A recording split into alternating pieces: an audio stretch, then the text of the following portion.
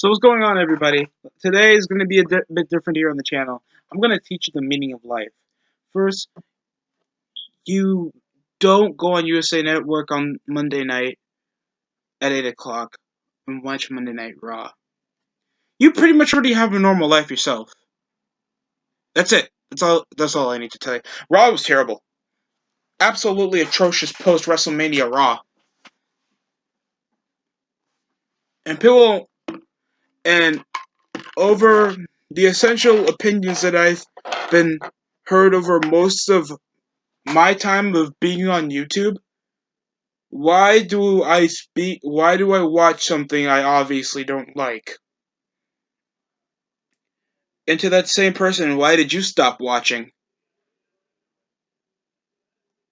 I do this over the entertainment of myself and other people. Second, people actually share some of my opinions. And second, I don't hate WWE. I just don't think the show is good. You guys actually listen to most of the review other than understanding that I'm not coming here making 20-minute rant videos on just why the show entirely sucks, then you would understand my points. I just want to get that off the bat if anybody wants to bitch and complain over anybody's offering opinion, because you're possibly going to be like, Raw was good. Alright. Sure, we hated the segments. The matches weren't that nice, and I'm not planning to rewatch it, but Raw was a alright show. I'm not gonna rewatch it though. That's your take. That's like an 8-minute sum of a 3-hour contented, scripted program, obvious to be a television show.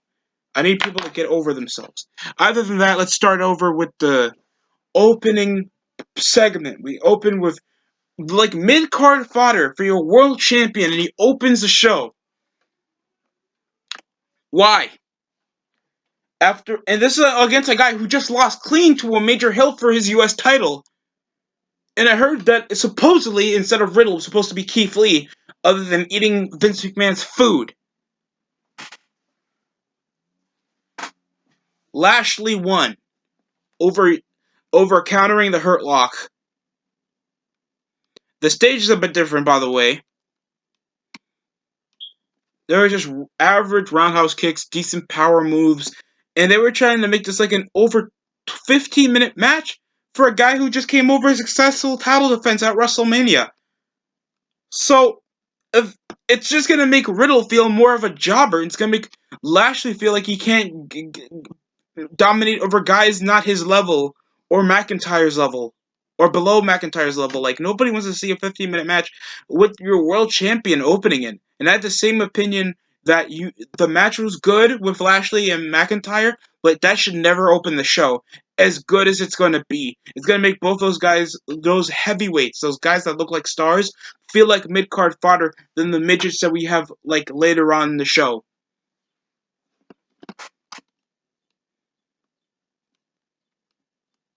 Next up, we have the return of Ivar, part of the Viking Raiders, in tag team action. Cedric and Shelton didn't even have an entrance, by the way.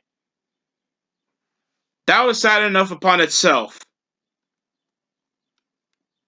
But before that, we're gonna go into the return of Charlotte Flair, looking like she's 46, even though she's like 35. This woman looks like she aged poorly with some kind of antidepressants that she overdosed on before coming over to the ring, dressed terribly, like it was part of that Empress, like something like futuristic DLC you got in 2K20 for WWE when that game was still relevant, for like I think a short amount of time, and her legs literally looking like raw chicken. Like, dude, like I haven't seen Charlotte age poorly over this in her life. And she's saying, "Oh, this is a new Charlotte, and I don't care who's trying to hold me back over the Lacey Evans stupid pregnancy, the intake storylines. Like, you're still trying to differ away from your father, and you still have the remix theme of his theme song, same blonde hair, and pretty much still nearly have the same entrance as him." Oh, by the way, guys, they like, you devalue already your women's title match from just WrestleMania. I don't mind you if you put it on Raw a few weeks after Mania. At least that's minimal build for a girl that we obviously don't know who it is other than the standard NXT fan. No one knows who Rhea Ripley is. She beats Asuka clean at WrestleMania in just her pay-per-view debut, and we have no essential character who she is. And I know damn well what they were going to do afterwards, and I'm going to explain it. Thanks, Charlotte is back. And I understand they're not going to have Charlotte in a lower card or in the tag team scene for the women's because how underwhelming it is. So, I know it was going to be a DQ finish what they were going to do for the title match, but back to Cedric and Viking, the Hurt Business, ex-Hurt Business members Cedric Alexander, Shelton, and Benjamin against Viking Raiders, and it would end how it was. Bicycle Knee by Eric. Minimal selling. It didn't seem like there was a bit of offense off Cedric Alexander and Shelton as well, with him just hitting a knee strike until the hot tag was obviously Ivar. Oh, he did a handspring and a double clothesline. Absolutely atrocious. I mean, not that bad. It was an average match. The Viking Experience picks up the win. A decent return match for Ivar. I'm not hearing any fanfare against them because I thought that the Street Profits storyline really killed off any cool factor that they had about them, even though they're former Raw Tag Team Champions. And how sad it is from a major heel faction that Cedric and Shelton used to be a part of, and they get no entrance. It's so sad. Like, now they're broken up. Now they're forced to tag. Like, you don't break over a faction like that. I don't know what was the point of that. And then we had the instant vignettes of like NXT level promos over I'm ready for Rhea Ripley. Like, oh my god, I'd rather her jabber on Japanese than this. And Rhea Ripley just, I'm ready for Asuka, and I'm gonna prove that I can beat. Like, it is so bland. Rhea Ripley just oozes no semblance of a character, all because she just looks like Hot Topic Lacey Evans. I'm gonna say it. Like, every time they want to bring over these women that look tall and no semblance of a presence or charisma, and they just dish over the Raw Women's title to them. Ugh. And let me get this output. Their Raw Women's title match was less predictable and better than this. Cause like Rhea Ripley over a spot from she was attempting 2 electric chairs, one for that went completely botched, and she attempted it 3 times over in the spots. One was into a face buster, and then she attempted it again. One time she was even trying to go for some kind of brainbuster thing. Asuka awkwardly tried a fireman's carry, and it awkwardly got looked like it was supposed to get reversed into a crucifix. I guess for a decent reversal, but it looked so sloppily made that felt like there was no semblance of any like etch for error. When she immediately just gets her rematch the night after. Who does that? So they're obviously trying to make this a 3-way match because they end this over with DQ. Like there's no remarkable matches or like remarkable spots over this. And it obviously ended with Charlotte Flair coming to assault both of them so she can be forced into the title picture, like it was supposed to happen for WrestleMania this year if it wasn't for her health and the recent controversy with Andrade getting released that I still don't care about. Like, I made a video burying the guy. You expect me to actually give like a report if Andrade gets signed to like MLW or back to AAA or hell AEW because they sign everybody under the sun and know that these guys are not going to get over. Next, we had Raw. We had Miss TV. Yes, Miss TV. When my hands go up, your mouths go up. Oh, no, nobody's there to do that. So, the intake is Maurice was the special guest over for Miss TV to introduce her new, like, what, shampoo or something? I don't care. And I thought they were gonna do something at least a bit more interesting, like infighting with the dirt sheet, like The Miz like Morrison forcibly trying to be the third wheel, and I'll be like, wait, this could be a perfect time to sign Taya Valkyrie. I mean, to bring over Taya Valkyrie and force her into the storyline. This would actually be decent drama. And this would actually gather more publicity for the Miz because he gets something that he can do and bring and maybe integrate it into his reality show. I would actually fit for that.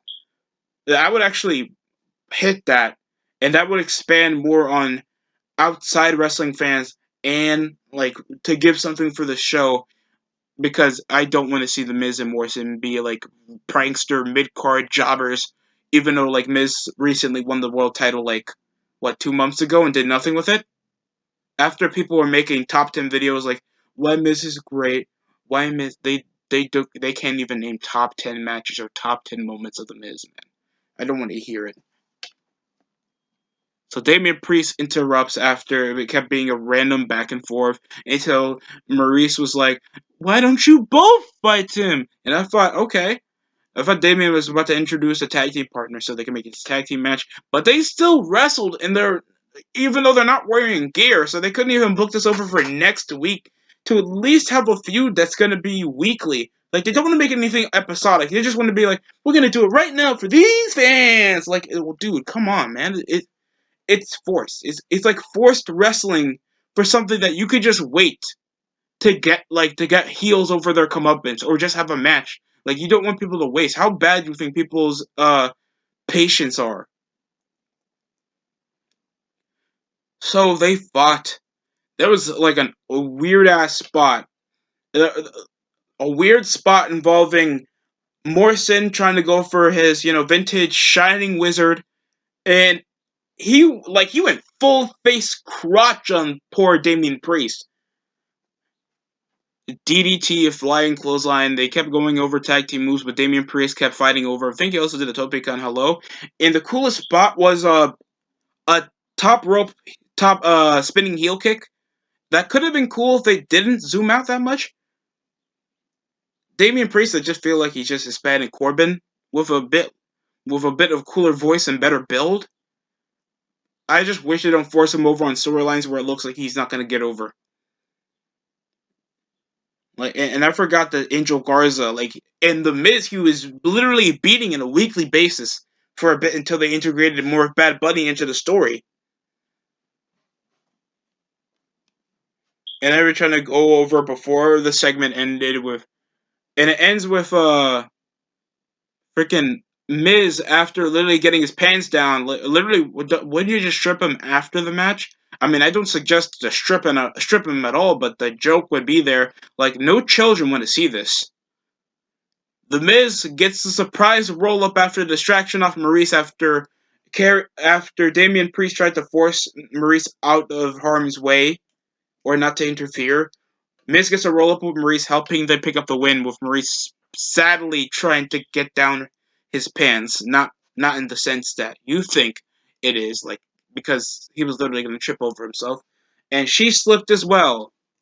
Hijinks. Nobody's going to rewatch this crap, dude. Come on.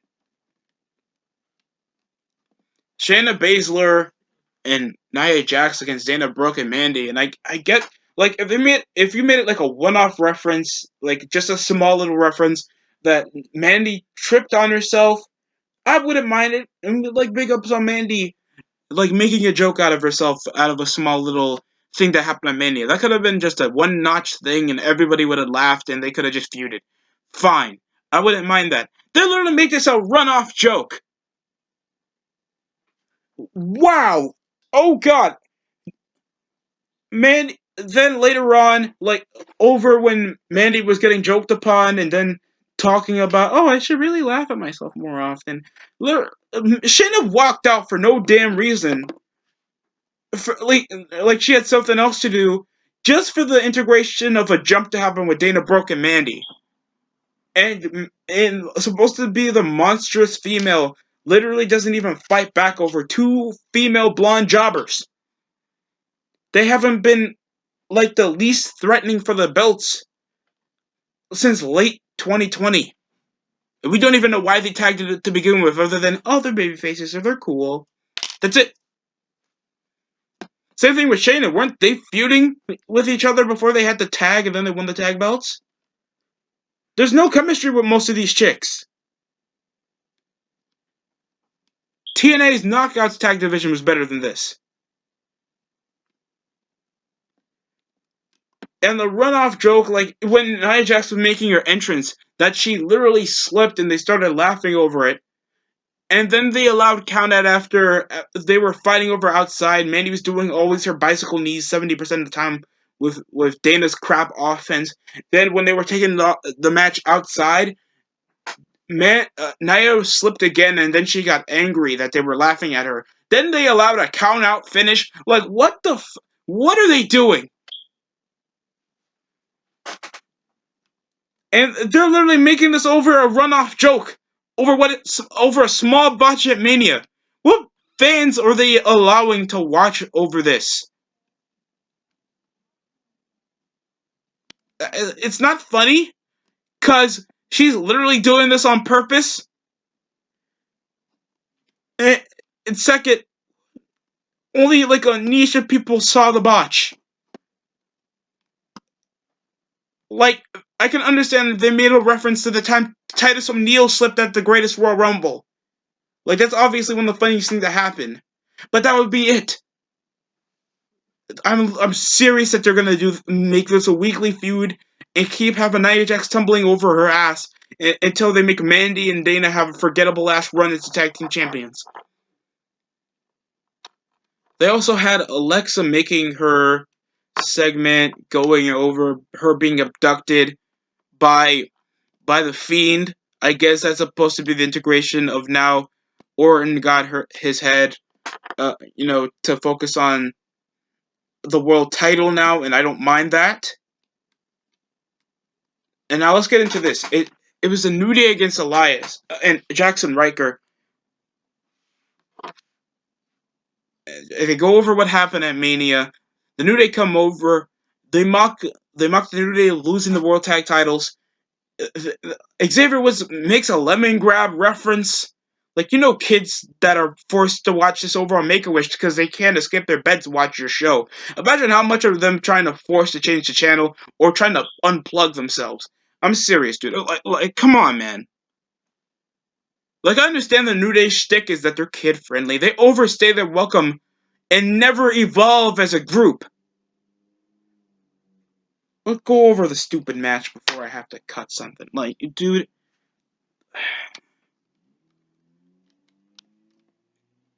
Kofi, like, when he gets older, he has a crap offense. Carl elbow tie-up, there was many, like, tosses over with spine busters over back and forths involving Elias. And they were actually putting up a pretty decent match, except that time Kofi, with that crap double stomp that he keeps doing that fairly looks effective. Boom drop. Nearly everything was going great until Riker was taken out the match, and it was given the midnight hour. The New Day pick up their win. Never mind, it's called the up, up, down, down. I thought the midnight hour was when Big E was still on the team. So that was practically it. They gave over a long match for a team that obviously isn't going to be that known for success. And it forcibly gets the New Day momentum over, even though they're like the most overly accomplished group in the team. Why can't they get other teams over?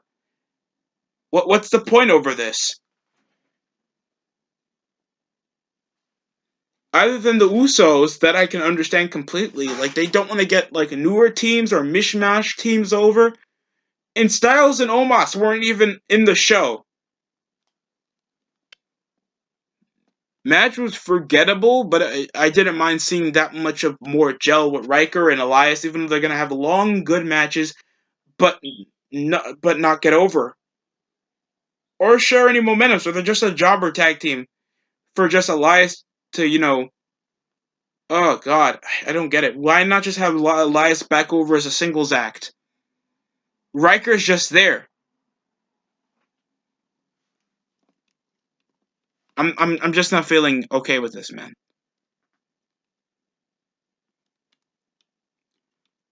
So earlier on, there was of course an almighty address from the WWE champion. Well, not technically from the WWE champion. MVP to go over the hype factor of Lashley and how much McIntyre just left him off for a second, giving Lashley the chance to give him over the Hurt Lock. Really trying to push over McIntyre as being a great competitor, but not good enough to face Bobby Lashley. Decent hype package. I saw some of the good stuff back on TNA, and I like that. And I like that type of stuff. MVP is an adequate talker and a good hype man for somebody like Bobby Lashley, and it's good that they have them together. And then they did the obvious when Strowman was done feuding, and it was given like the previous episode of Raw, like after your match with Lashley, whoever won, I'm coming for the WWE title. So obviously Strowman is back to the main event scene after this, and Orton obviously after losing to the Fiend doesn't want to get involved in the world title scene, so Orton just is back in there. So Shawn Spears, that obviously is there to just do it, obviously, and they're not gonna like have any good arguments. They're gonna do McIntyre, Orton, and Strowman in a triple threat match. Whoever wins will face off against Lashley at the WrestleMania Backlash pay per view.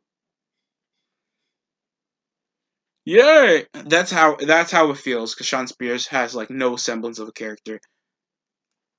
Oh God, I think it, and it was two heels against one babyface, and the major monster heel champion. So, and the Backlash pay per view usually means a rematch.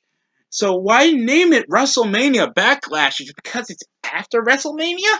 Really? Who's gonna think of that? Oh my God, that's stupid.